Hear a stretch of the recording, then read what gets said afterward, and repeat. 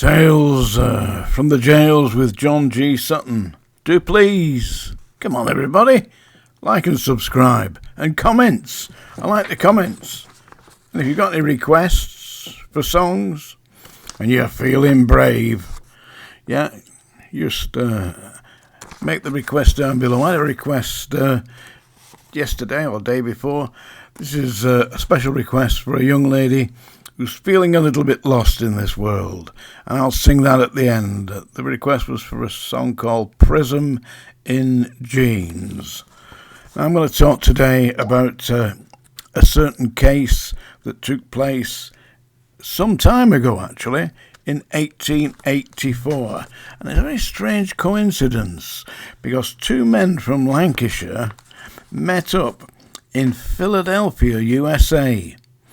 They were a bit down on their luck in Lancashire and decided that they were going to go to America to find their fortunes.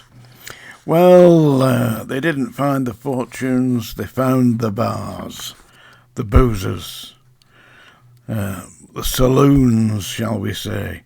One of the men was called K. Howarth, and he was from Bolton, and the other one was Harry Swindles, and he was from Oldham.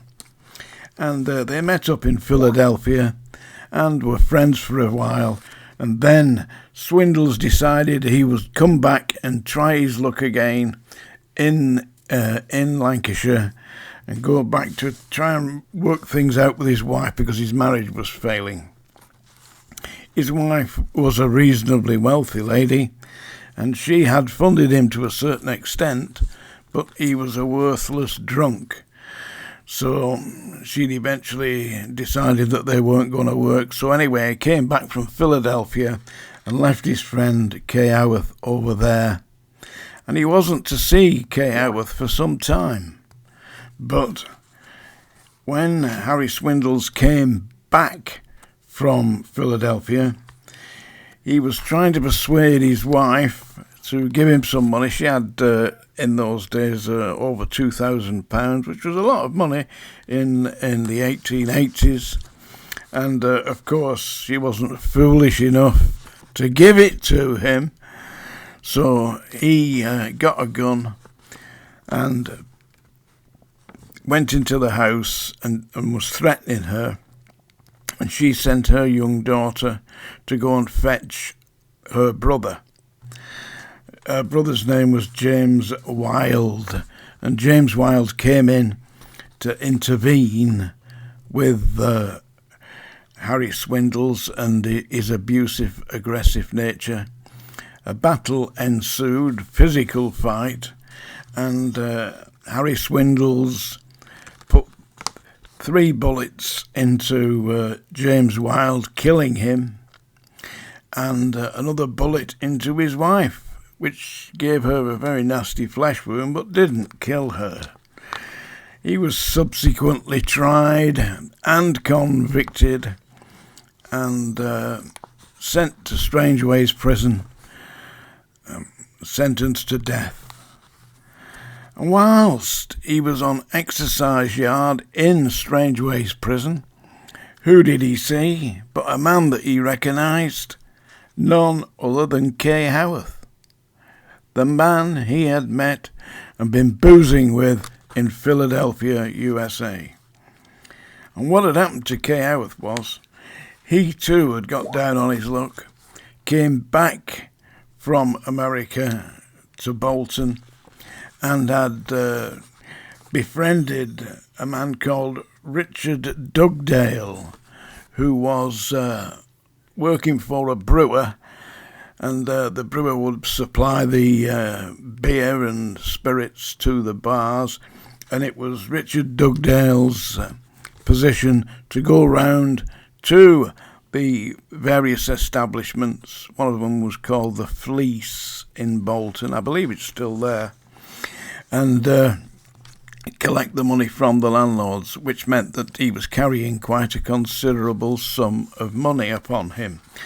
And unfortunately for Richard Dugdale, he mistook K. Howarth as a friend and told him that he'd been collecting this money.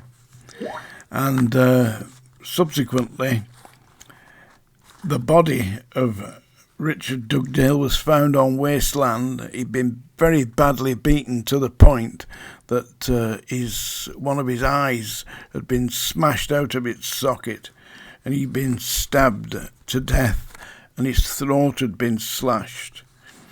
The police traced this back because people had identified Kay Howarth, and they went to his residence, arrested him, charged him with murder, and he was subsequently convicted and sentenced to death, removed to Strangeways prison, where, whilst walking around the exercise yard, he actually met his old friend from Philadelphia, Harry Swindles. Isn't that a nice story, eh? Because they subsequently were together again. Yes, on the 24th of November 1884, they were hung side by side in the execution shed at Strangeways by the then executioner James Berry. James Berry was quite a well-known, in fact I will do an article on James Berry, I will do a feature on James Berry. He was the executioner that perfected the use of what's known as the long drop. In other words, he, instead of actually strangling somebody to death with the rope, they actually dropped them down and it snapped their neck as they fell. He also coined a term that I think very relevant for today. He considered execution to be part of the chain of legal retribution, which seems to me to be something that we are missing today, don't you think? Anybody here think we're missing the chain of legal retribution? It's kind of final, but let me tell you this. I've got a question for you all here. Kay Howarth and Harry Swindles have one thing in common, apart from the fact they were hung side by side. Guess what it is, folks? Neither of them ever committed another offence again.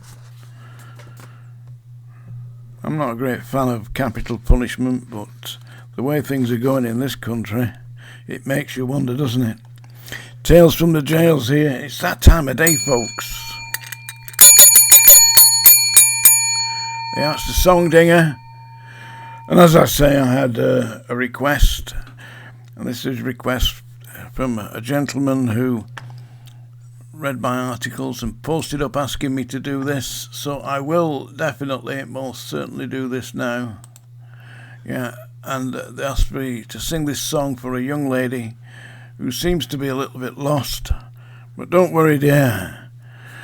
Everything in this world happens for a purpose. And you'd be surprised how many truly creative and artistic people feel that they are not really a part of society. And I believe that this is what this song is about.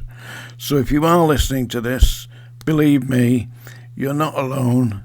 You'll be a creative, articulate, intelligent, and your own person.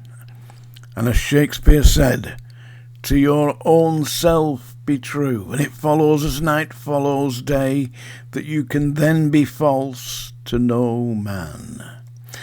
This is Prism in Jeans. Here is the story of the prison in jeans. The words are blurred and the colours bleed. To belong, oh, to belong. She is the spectrum, she is the light. She is the shadow, the mysterious night. To belong, ah, she don't belong. There is an epic loneliness that you just can't hide when you just can't fit or belong. Oh, to belong, to belong. Well, she don't belong. The wind blows forward and the wind blows back. Catch the first train smoking and never look back. I'll be gone. I don't belong. I'm trying to get where I understand. I'm counting stars and I'm counting sand to belong. Oh, I don't belong. There is an epic loneliness that you just can't hide and you just can't fix to belong. Oh, I don't belong. She has an ocean's loneliness where there's no tide and there's no ship to belong. She don't belong to belong. Well, she don't belong. We all belong somewhere. Tales from the Jails with John G. Sutton.